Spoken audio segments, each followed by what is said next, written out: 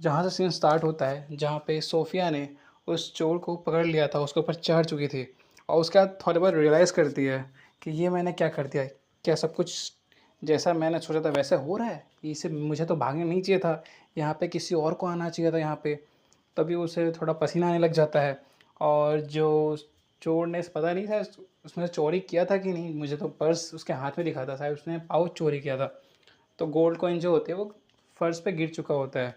तभी किसी का हाथ आता है वहाँ पे और वो उसे उठाता है और सब देख ही रहे होते हैं, सबके सामने से एक बंदा गुजरते हुए आता है और अपने सोफ़िया के पास आके एक गोल्ड कॉइन आगे बढ़ाता है और पूछता है ये क्या तुम्हारा है? और अपनी सोफ़िया उसे बस देख ही रही होती है और उस टाइम से उसका फेस दिखाया नहीं होता है।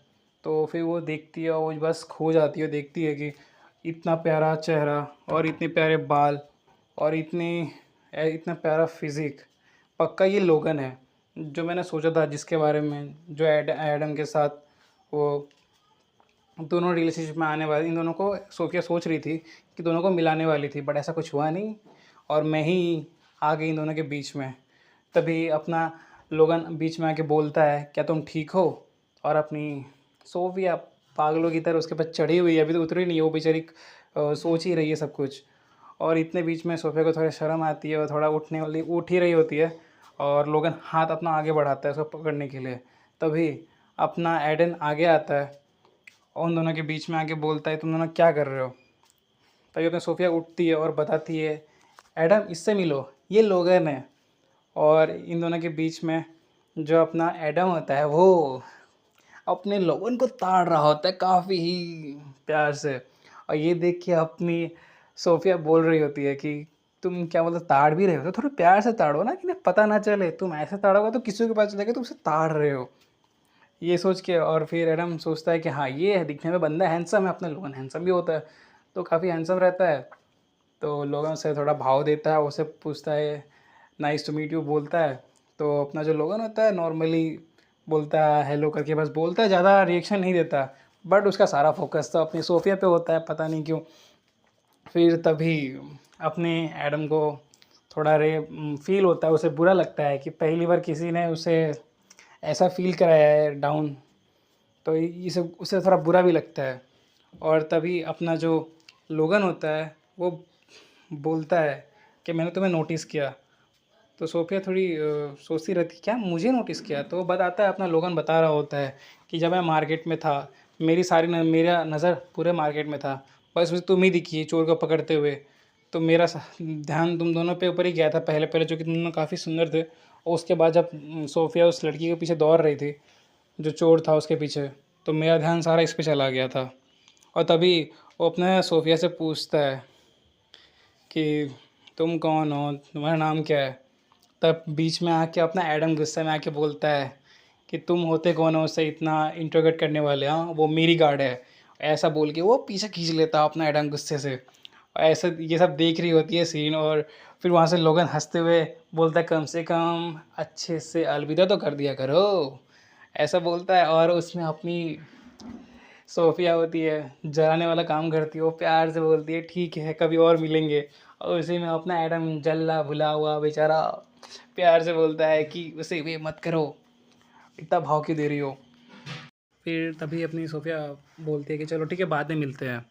इसके बाद से सीन चेंज होता है, वहाँ पे धीरे धीरे सोफ़ी सोफ़ी करे कोई चिल्ला रहा होता है, फिर सोफिया ज़ोर से चिल्लाया जाता है। फिर सोफिया ध्यान देती है कि कोई मेरा नाम चिल्ला रहा है। फिर वहाँ पे एक बंदा आता है भागे गुस्से गुस्से में। फिर वहाँ पे पता चलता है एक शॉर्टमैन का क्लासेस होती है जिसमें अपने सोफिया ने एनरोल किया था, उसके लिए उसे उससे बुलाया जाता है कि चलो तुम्हारा एबिलिटी टेस्ट होगा अभी। वो गुस्से से बुला रहा होता है हंसते हुए, क्योंकि ज़्यादा लड़कियाँ लोग ऐसा अप्लाई नहीं करती है, बट फिर भी अपनी सोफिया सबसे अलग थी तो उसने अप्लाई किया था। तो फिर उसे बुलाया था, चलो तुम ट्रांसफ़र स्टूडेंट हो ना? नहीं। तो उसे बुलाया था स्पारिंग मैच के लिए। तभी हमारा सीन चेंज होता है, वहाँ पे एक प्लेटफॉर्म दिखाया था जहाँ पे सबके सब स्पारिंग मैच कर रहे होते हैं। तभी वहाँ पे काफ़ी सारी शॉट्स पड़ी होती है, काफ़ी लोग होते हैं वहाँ पे। और वहीं पे एक बंदा होता है रेड हेयर वाला जो सबको देख रहा होता है, जिन पे थोड़ा फोकस किया जाता है। फिर तभी हमारा सोफिया उसके ऊपर सीन आता है जहाँ पे वो अपने शॉट लेके आगे आती है, जहाँ पे उसे टेस्ट देना होता है और काफ़ी सोच रही होती है।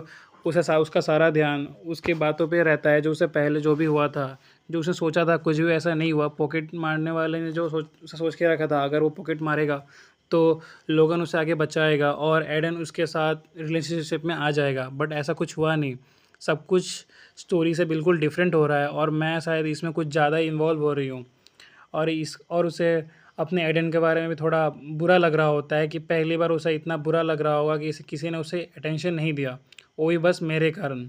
इसे सोच ही रही होती है तभी हाँ, एक बंदा आता है जिसका उसका स्पैरिंग होने वाला होता है। वो आता है, उसे गुस्सा आता है उसे देख के कि ये जो लड़की है मेरे पे बिल्कुल ध्यान नहीं दे रही है और मैं जो इसके लिए इससे लड़ने आया हूँ बिल्कुल मेरे पे ऐसे इग्नोर कैसे कर सकती है। गुस्से में आके वो अपना तलवार निकाल लेता है और ज़बरदस्ती उसके पीछे पड़ जाता है। बट तभी अपनी सोफिया ध्यान देती है कि ये लड़का तो हैंडसम लग रहा है, बट वो ये सब सोच ही रही थी तब तक अपना जो ये हैंडसम बंदा होता है उस पर तलवार लेके आगे बढ़ जाता है उस पर हमला करने के लिए। और ये देख के अपनी सोफिया काफ़ी ही ज़्यादा शॉक में चले जाती है और बोलता है रुक जाओ यार, थोड़ा सा आराम तो कर लो।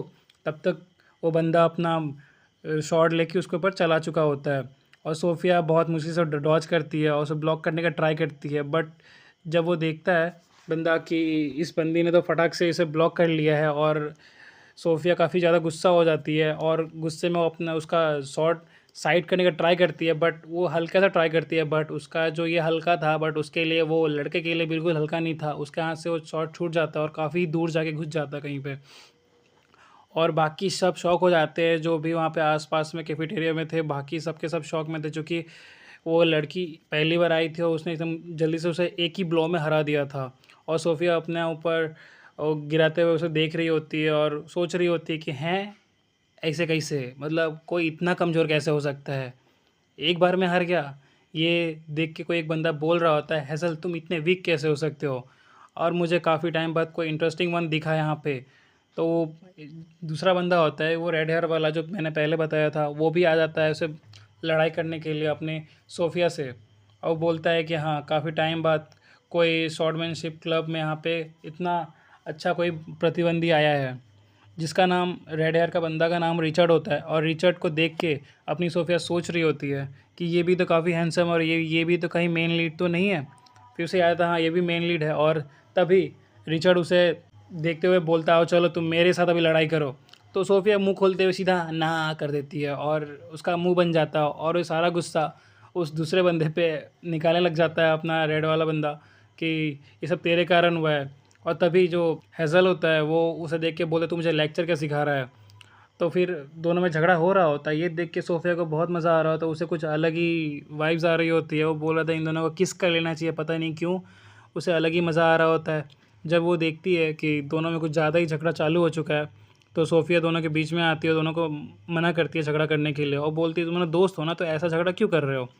फिर तभी रिचर्ड देख के हंसते हुए बोलता है कि ठीक है बट तुम क्या मेरी ओपोनेंट बनोगी। तो लास्ट में सोफिया को मानना पड़ जाता है, बोलता है ठीक है मैं लड़ाई कर लूँगी बट हाँ मैं तब मानूंगा जब तुम 10 बार मेरे साथ स्पारिंग कर पाओगे। कैसे बोलते हो उसे, जब 10 बार होते हैं ना शॉर्ट को एक साथ लड़ाई करते हैं, कम से कम 10 टाइम तक टिकना होता है किसी को, तब मैं तुम्हें मान जाऊंगा, ऐसा वो बोलता है। लेकिन होता कुछ और ही है।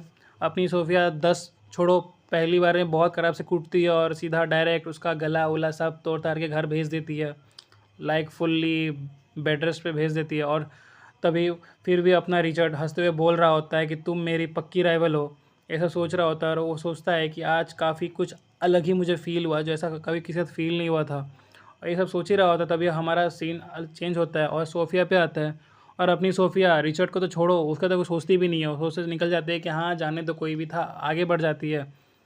और तभी वो सोचती है कि जो हैज़न और रिचर्ड था ये दोनों ही मेन लीड थे और मैं इन दोनों से इतना इन्वॉल्व नहीं होना चाहती बट गलती से इन्वॉल्व हो गए। That's fall out today guys.